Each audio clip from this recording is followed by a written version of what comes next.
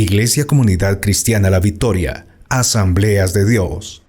Buenos días a todos y todas. Hoy estamos en nuestro devocional número 19 o nos acercamos a la mitad de estos 40 días que hemos denominado este proyecto Una vida con propósito, del libro de Rick Warren, de Una vida con propósito. Y precisamente es desde allí donde nosotros se plantea la pregunta: ¿para qué estamos aquí en la tierra? Y hemos desarrollado en estos últimos devocionales el tema de la comunión, del compañerismo, de pertenecer a la familia de Dios, que es uno de los propósitos por los cuales hemos sido creados. Y para eso estamos en esta mañana.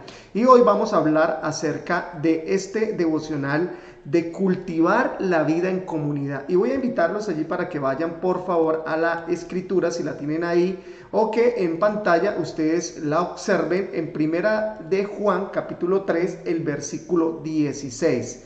Primera carta del apóstol Juan, el capítulo 3, el versículo 16, que dice de la siguiente manera: en esto hemos conocido el amor, en que Él puso su vida por nosotros. También nosotros debemos poner nuestras vidas por los hermanos. Sí, repito nuevamente, en esto hemos conocido el amor, en el que Él puso su vida por nosotros. También nosotros debemos poner nuestras vidas por los hermanos, dice la Escritura. Y hoy vamos a hablar entonces precisamente de cultivar una vida en comunidad, cultivar una vida en comunidad. Es así que entonces Santiago capítulo 3, el versículo 18 dice: podrán desarrollar una comunidad saludable y robusta que viva bien con Dios y disfrutar los resultados únicamente si se esfuerzan por llevarse bien unos con otros, tratándose entre sí con dignidad y honra. Santiago capítulo 3, el versículo 18. Y en Hechos capítulo 2, versículo 42 dice: todos seguían firmes en lo que los apóstoles les enseñaban y compartían lo que tenían y oraban y se reunían para partir el pan. La vida en comunidad se requiere compromiso. Solo el Espíritu Santo puede crear la comunión verdadera entre los creyentes, pero la cultiva con las elecciones que hagamos y los compromisos que asumamos. Pablo señala que esta doble responsabilidad: esfuércense en mantener la unidad del Espíritu mediante el vínculo de la paz, para producir una comunidad cristiana que perpetúa el amor, se necesita tanto el poder de Dios como nuestro esfuerzo. Por desgracia, muchas personas se crían en familias con relaciones malsanas y por lo tanto carecen de las habilidades relacionales necesarias para la verdadera comunión. Debemos enseñar cómo llevarse bien y entablar relaciones con otros miembros de la familia de Dios. Afortunadamente en el Nuevo Testamento se rebosan de instrucciones acerca de cómo vivir juntos. Pablo afirma: escribo estas instrucciones para que sepan cómo hay que portarse en la casa de Dios, que es la iglesia del Dios viviente. Si estás harto de la comunión falsa y deseas cultivar una comunión verdadera y desarrollar una comunidad fraternal en tu grupo pequeño, en tu clase de escuela dominical o en la iglesia, necesitas tomar algunas decisiones difíciles y arriesgarte.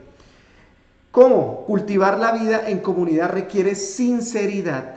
Debes estar lo suficientemente interesado para decir la verdad fraternalmente, incluso cuando prefieras pasar por alto un problema o no tratar ese asunto espinoso. Si bien es mucho más fácil permanecer en silencio cuando las personas a nuestro alrededor tienen un patrón de pecado que les duele o lastima a otros, no es lo que el afecto nos manda hacer.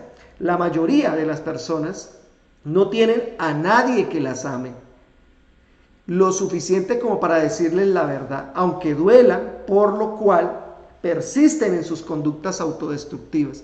Por lo general sabemos que es necesario decirle a esa persona, pero nuestros temores nos impiden abrir la boca. Muchas relaciones han sido perjudicadas por el temor. Nadie tuvo el valor de hablar en el grupo mientras la vida de uno de sus miembros se desmoronaba. La palabra de Dios nos ordena, hablando la verdad con amor, porque no podemos formar una comunidad sin franqueza. Salomón dijo: una respuesta sincera es el signo de una verdadera amistad. A veces esto implica preocuparnos lo suficiente por quien peca o está siendo tentado para enfrentarlo amablemente. Pablo dijo: hermanos, si ven a alguien que ha caído en algún pecado, ustedes que son espirituales deben ayudarlo a corregirse, pero háganlo amablemente y que cada cual tenga mucho cuidado, no suceda que él también sea puesto a prueba. Muchas congregaciones y grupos pequeños son superficiales porque temen al conflicto. Siempre que surja un asunto que pueda provocar tensión, incomodidad, inmediatamente se lo pasa por alto para preservar un falso sentido de paz.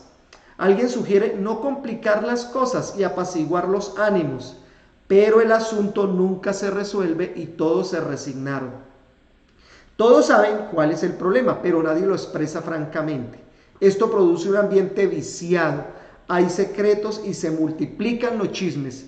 La solución de Pablo era directa: no más mentiras, no más falsas impresiones. Díganle a su prójimo la verdad. En el cuerpo de Cristo todos estamos conectados entre sí. A fin de cuentas, cuando mienten a otros, se mienten a ustedes mismos. La comunión verdadera depende de la franqueza, ya se trate de un matrimonio, una amistad o una iglesia. Aún más, en una relación, el túnel de los conflictos puede ser la puerta a la intimidad. Hasta que no nos importe lo suficientemente como para enfrentar y solucionar los obstáculos, nunca podremos tener una relación más estrecha. Cuando un conflicto es bien manejado y se encaran y solucionan las diferencias, se estrechan las relaciones. La Biblia dice: a fin de cuentas, más se aprecia al que reprende que al que adula, ¿sí? Al que está ahí cepillando. La franqueza no debe ser una licencia para decir lo que a uno se le antoja, donde quiera y cuando quiera. Eso es impertinencia, eso no es tener cordura.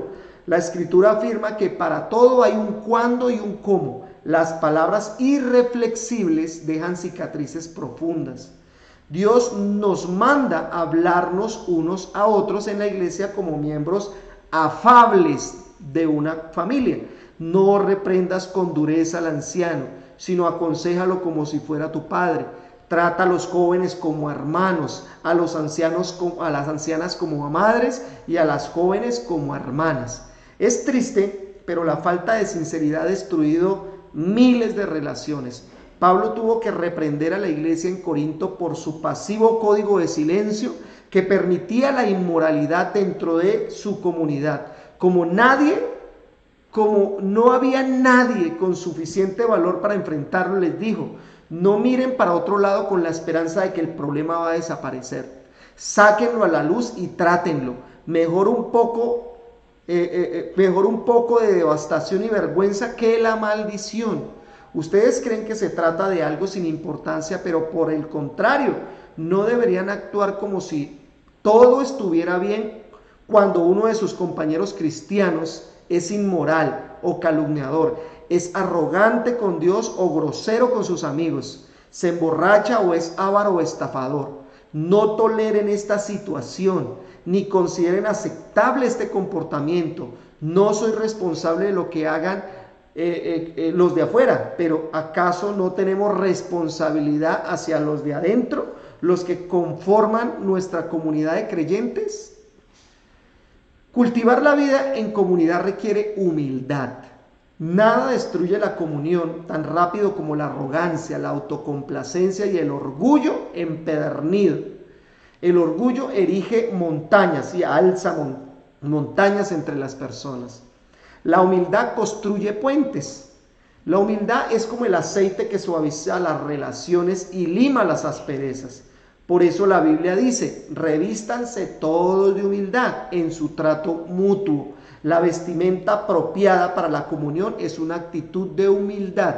El resto del versículo continúa: Dios se opone a los orgullosos, pero da gracia a los humildes. Este es otro motivo por el que debemos ser humildes. El orgullo bloquea la gracia de Dios en nuestra vida, la que necesitamos para crecer, cambiar, sanar y ayudar a los demás. Recibimos la gracia de Dios cuando reconocemos con humildad que la necesitamos. La Biblia nos dice que ser orgulloso nos oponemos a Dios. Es una manera de vivir necia y peligrosa. Podemos desarrollar la humildad de manera práctica, reconociendo nuestras debilidades, siendo tolerantes con las debilidades de otros, estando dispuestos a ser corregidos y destacando lo que hacen los demás.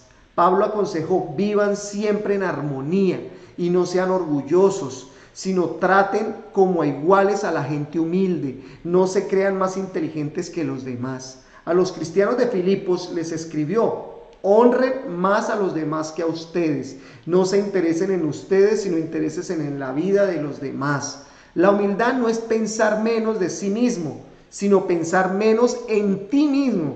Humildad es pensar más en los demás. Las personas humildes se interesan en servir a otros, que no piensan en sí mismos. Cultivar en la vida en comunidad requiere amabilidad. La cortesía o amabilidad consiste en respetar nuestras diferencias, tener consideración por los sentimientos de otras personas y ser tolerantes con los que nos molestan. La palabra de Dios dice: hagamos cuanto contribuya al bien, con el fin de edificarlos. Pablo le dijo a Tito: el pueblo de Dios debe tener un gran corazón y ser amable. En todas las iglesias y en cualquier grupo pequeño habrá siempre por lo menos una persona difícil, o a veces más de una. Estas pueden tener necesidades emocionales especiales profundas, inseguridades, costumbres irritantes o hábitos sociales no desarrollados. Podríamos llamarlos personas NGE, que necesitan gracia extra. Dios puso a tales personas en medio de nosotros, tanto para nuestro beneficio como para el de ellos. Son una oportunidad para el crecimiento y poner a prueba la comunión. Las amamos como hermanas y hermanos y las tratamos con dignidad. Los miembros de una familia no se aceptan porque sean inteligentes, hermosos o talentosos. Se aceptan porque pertenecen a la misma familia. Defendemos y protegemos la familia. Uno de sus miembros puede ser algo tonto, pero es de nuestra familia. De la misma manera, la Biblia dice: ámense los unos a los otros con amor fraternal, respetándose y honrándose mutuamente. Lo cierto es que todos tenemos nuestras manías y caprichos, pero la comunidad no tiene nada que ver con compatibilidades. La base de nuestra comunión es nuestra relación con Dios. Somos una familia. Una de las claves para la amabilidad es conocer los orígenes de una persona. Descubre su historia. Cuando lo sepas, lo que esa persona ha atravesado, serás más comprensivo. En lugar de pensar en todo lo que todavía tiene que aprender, pensarás en todo lo que ha progresado, a pesar de todo. Otro aspecto de la amabilidad consiste en no subestimar las dudas ajenas. El hecho de que no tengamos determinados temores no quita validez a estos sentimientos. La comunidad verdadera se produce cuando la gente se siente suficientemente segura para poder expresar sus dudas y temores con la certeza de que no la juzgarán. Cultivar la vida en comunidad requiere confidencialidad. Para que las personas sean sinceras y expresen sus más profundas penas, necesidades y errores, se requiere una condición, una atmósfera segura, un ambiente seguro, que las haga sentirse cálidamente aceptadas y donde puedan desahogarse con confianza. La confidencialidad no implica permanecer en silencio si nuestro hermano o hermana peca. Significa que lo que expresa dentro del grupo no sale fuera de él, que el grupo tratará el asunto internamente y nadie saldrá a contar chismes. Dios odia los chismes, sobre todo cuando se los disfraza superficialmente como pedidos de oración por una persona. Él afirma: el perverso provoca contiendas y el chismoso divide a los buenos amigos. Los chismes provocan sufrimiento y divisiones y destruyen la comunión. Dios es muy claro al respecto. Los chismes provocan sufrimiento y división. Debemos enfrentar al que produce y el que causa estas divisiones. Estas personas pueden enojarse y abandonar el grupo o la iglesia cuando se las amonesta por sus acciones divisivas, pero el compañerismo de la iglesia es más importante que cualquier individualidad.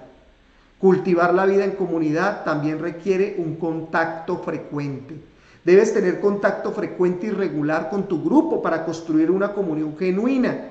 Para cultivar una relación se requiere tiempo. La Biblia dice: no dejemos de congregarnos como acostumbran a hacerlo algunos, sino animémonos unos a otros. ¿Sí? Hebreos capítulo 10, versículo 25. Debemos desarrollar el hábito de reunirnos. Un hábito es algo que hacemos con frecuencia y con regularidad. No ocasionalmente, no de vez en cuando. Debemos pasar tiempo juntos.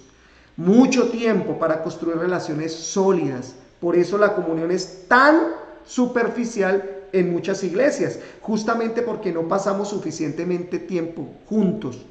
Y cuando nos reunimos, por lo general pasamos ese tiempo escuchando hablar a una persona. La comunidad no se construye sobre la conveniencia. Nos reuniremos cuando nos parezca, sino que se apoya en la convicción de la comunidad es necesaria para la salud espiritual. Si deseas cultivar una comunión verdadera, eso implicará reunirte incluso cuando no tengas ganas, porque estás convencido de que es importante. Los primeros cristianos se reunían todos los días. No dejaban de reunirse en el templo ni un solo día. De casa en casa partían el pan y compartían la comida con alegría y generosidad. Para tener comunión debes invertir tiempo. Si eres miembro de un grupo pequeño o clase, te animo a que hagas un pacto en el grupo que incluya las 9 características de la comunión bíblica. Expresaremos nuestros verdaderos sentimientos, eso es autenticidad. Nos animaremos los unos a los otros, reciprocidad. Nos apoyaremos los unos a los otros, compasión. Nos perdonaremos unos a otros, misericordia. Hablaremos la verdad en amor, eso es sinceridad. Reconoceremos nuestras debilidades, esto es humildad. Respetaremos nuestras diferencias, esto es amabilidad. No andaremos con chismes, eso es confidencialidad. Y haremos del grupo una prioridad, eso se llama frecuencia. Al leer esta lista de características te resultará obvio por qué la comunión genuina es tan poco corriente. Consiste en formarnos en interdependientes. Sin embargo, los beneficios de compartir la vida juntos superan largamente costos y nos preparan para el cielo. La vida en comunidad requiere compromiso. Por eso, en 1 de Juan capítulo 3, versículo 16, que es nuestro versículo a memorizar, dice: en esto conocemos lo que es el amor, en que Jesucristo entregó su vida por nosotros, así también nosotros debemos entregar la vida por nuestros hermanos. ¿Y qué tal si usted reflexiona en esta mañana, en este devocional, con esta pregunta? ¿Cómo puedo cultivar hoy las características de una comunidad verdadera en mi grupo pequeño o en mi iglesia? Me gustaría que en el grupo, el día de mañana, usted me ayude a desarrollar estas 9 características en los grupos del viernes y del domingo que hemos estado trabajando en el transcurso ya de más de 3 meses. Así que le animo en esta mañana a que podamos nosotros encontrarnos y desarrollar estas características. ¿Qué tal si por un momento allí donde usted se encuentra cierra sus ojitos y oramos y le damos gracias a Dios? Padre, gracias por este tiempo devocional que hemos tenido en esta mañana. Te pido que me ayudes. Hoy he aprendido que vivir o cultivar una vida en comunidad requiere de unas características que me hacen único en ese lugar, que me permiten, Señor, tener un ambiente seguro para crecer, para desarrollar, para servir con mis talentos. Yo te pido en el nombre de Jesús que este propósito de la comunión lo haga parte de mi vida, que pueda vivir no solamente en una comunidad, en una iglesia grande, sino también en mi grupo pequeño. Allí, Señor, en ese estrecho grupo donde puedo ser sincero, donde puedo hablar con autenticidad, donde puedo dar, pero también recibir. Yo te pido que me ayudes junto con mi familia para desarrollar este propósito de la comunión. En el nombre de Jesús. Amén y amén. Entonces, de esa manera, entonces, la invitación es mañana que nos acompañe en el grupo y que podamos nosotros continuar en estos devocionales. Entonces, Dios los bendiga. Nos vemos mañana de nuevo en el devocional. Iglesia Comunidad Cristiana La Victoria, Asambleas de Dios.